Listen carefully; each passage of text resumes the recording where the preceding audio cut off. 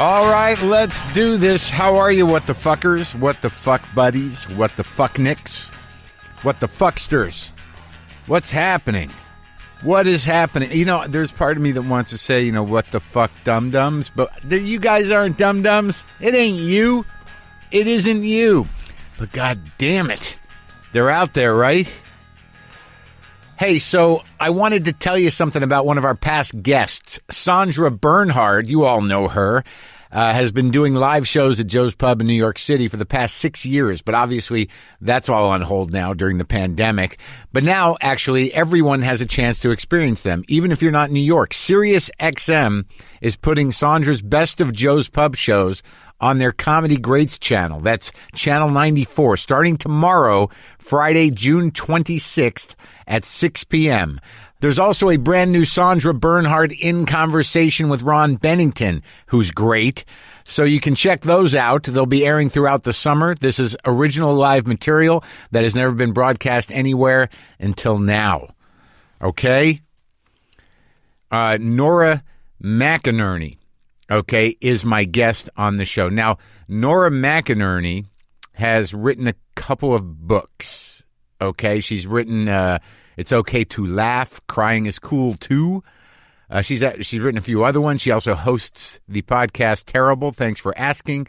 But the reason we reached out to her or sought her out was because in my time of sadness here, I wanted to talk to somebody about sadness. Some sort of, I didn't know if there was a sadness specialist, a grief. I know there are grief groups. There are grief therapists, I'd imagine. But Brendan found this TED Talk that Nora did called We Don't Move On From Grief, We Move Forward With It. And I watched it, and she seemed accessible. She'd been through some stuff, for sure. And she seemed that her grief was massive, and it became her calling. So she was the one we chose to talk to. I don't know what I was looking for, but it ended up, you know, she knows my work, and she does a podcast, and I don't know what I was looking for. But I found that talking to somebody who had experienced some of the type of sadness that I'm experiencing and the loss was certainly helpful. We ended up crying a bit together. But I start to realize there's no magic key to it. You know, but I like the idea of we don't move on from, we move forward with, however that looks.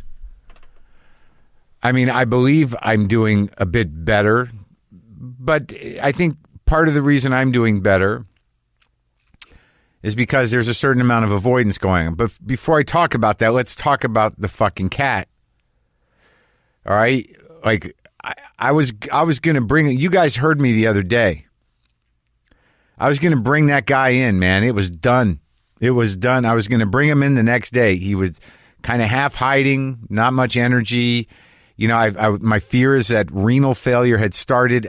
Some of people are, you're emailing suggestions for things like checking for diabetes, checking for this, checking for that. I know where he's at. He's at the end of his rope. Well, what happened was the day I was going to bring him in, I wake up and he's like all over the place. He's like, "Hey, I'm cool. Everything's good. You know, someone told me what you were planning on doing, and I just look. I'm good. Look, come on. I'm gonna hang out in your lap. You want to purr a little bit? You know, look, I'm licking your hand. Look. I'm okay, man. I'm okay. Not yet, buddy. Not yet. So somebody told him, or he picked it up on that channel that only cats receive when they know what you're thinking. That I was gonna bring his life to a close. And I've run through it in my mind so many times because I did it with his sister. I know how it goes down. And it's true, my vet will let me be in there with him, which I would like to be. So that becomes the fear now. Like, he's had a couple of good days, and today wasn't great in the morning, but now he's out, he's on the bed, he's not in the corner, he's not under the bed, he's on the bed, he's eating things. You know, from what people tell me, it's like, look, if he's eating and he's shitting and he's not throwing up, why not just, and I'm trying to adopt that. Like, the cat's old as fuck. He's going to have some good days. He's going to have some bad days. But then it's just this constant worry. And then I just start bawling because I know that when I put him down, that's going to open up the fucking chasm. Maybe. I don't know. I've certainly done a lot of preparing. I'd like for him to, I wish he'd just die in his sleep. But look, I love the guy, but he got wind of it. Anyway, that's where we're at with Monkey. Some good days, some bad days. I got through the tunnel of constant panic and obsession on whether I should have him put down every second of the day, and I'm trying to relax. But when you're home all the fucking time, what are you going to do with yourself? And on the other front, the sort of thinking about Lynn and processing that grief, I've kind of leveled off at least the last day or two. Something was lifted. I don't know why. I don't know if it was the prayer or the process or the time or the crying or the thinking about it or the letting it in or the choosing not to, make it about me and just thinking about her. But the one thing I've been avoiding, other than I don't avoid her. I have a piece of art hanging in my bedroom that, was the first piece of art that she bought fairly recently. She never got to hang up. She loved it. I have it up, and every time I see it, I think of her. I have her hat and her jacket and her boots on a coat rack, and I can sort of manifest her when I touch the jacket, like an apparition, and have a moment with her there.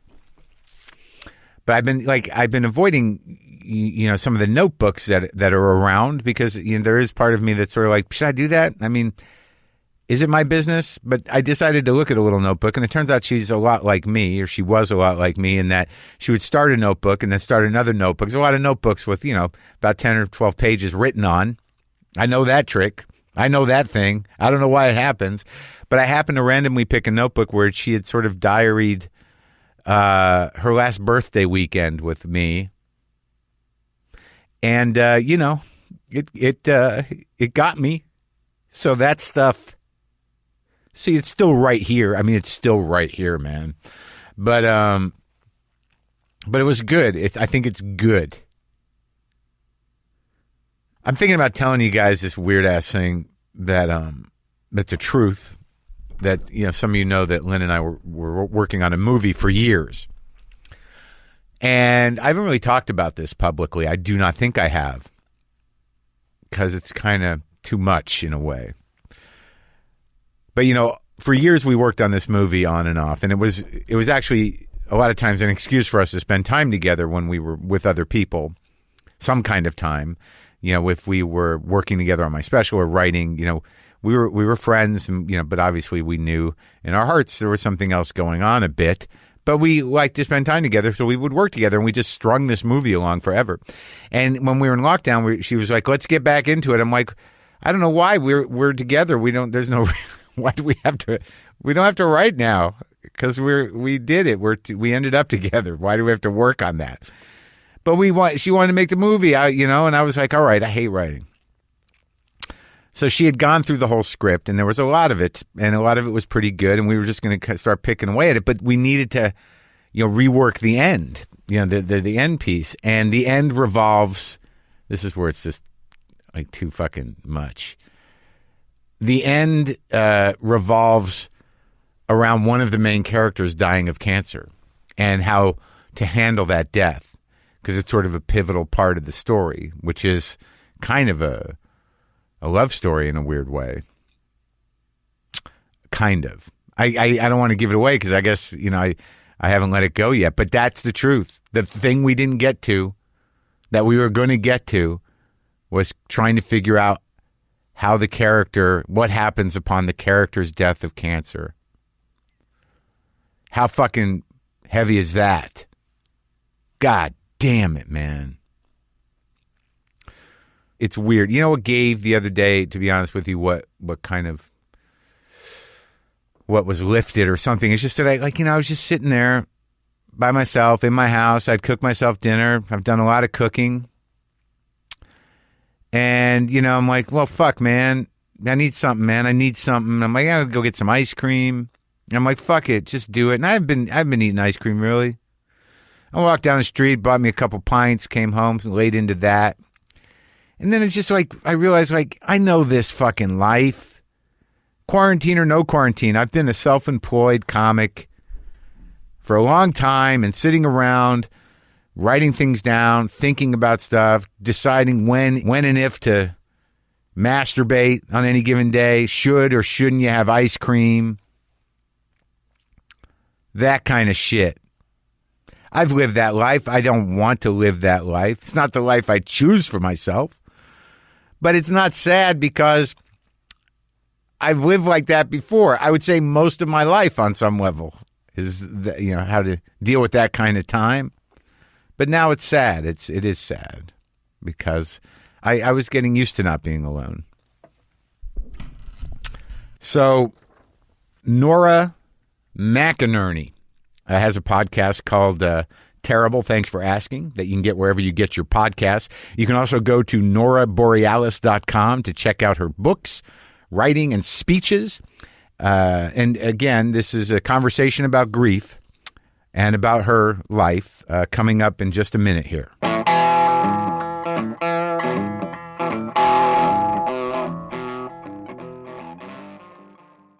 Folks, I love Ben & Jerry's, and if you've been listening to me over the years, you probably know that. I have my favorites.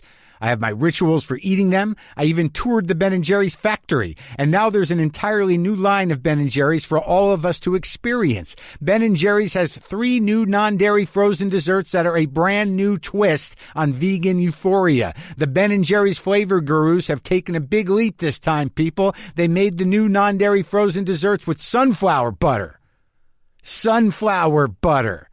They're the perfect sweet treats for vegans, vegetarians, and everyone in between. They've got milk and cookies flavor without any actual milk. There's also creme brulee cookie and mint chocolate cookie. All right?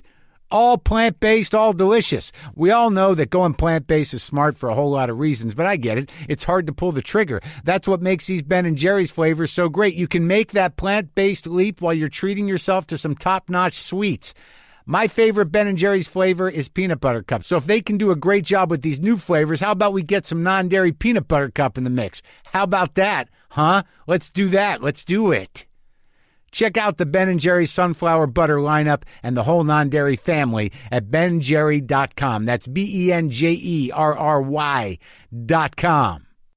Folks, what's the number one way to know you're dealing with a bad home security system? If it's a home security system that's so complicated, you never use it. That's exactly the type of security system Simply Safe has spent a decade fighting against. They believe that simple is safer, and it's exactly why Simply Safe is the home security for right now, when feeling safe at home has never been more important. Simply Safe was designed to be easy to use while protecting your whole home 24/7. Order online with the click of a button. Open the box, place the sensors, plug it in, and your home is protected around the clock. No technician or salesperson has to come to your house, and you don't need to pay any outrageous monthly fees or sign a 2-year contract.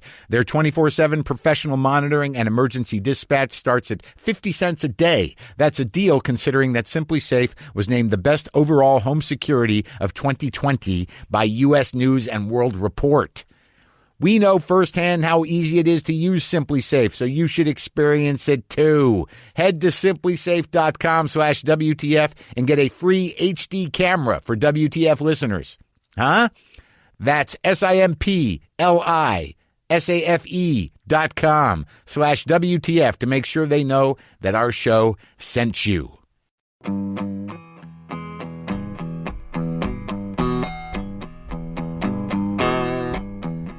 Hi, Nora. Hi, Marc.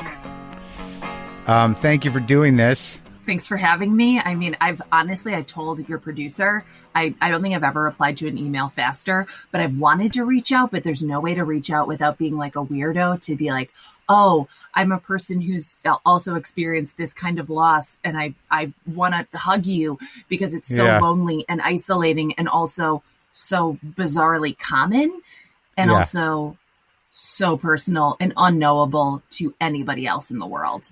Yeah, you could have emailed me. I'm getting a lot of emails. I don't know. We sort of, because I was going through it, I thought maybe we should look around and see if somebody could speak to it. And Brendan found your TED Talk, and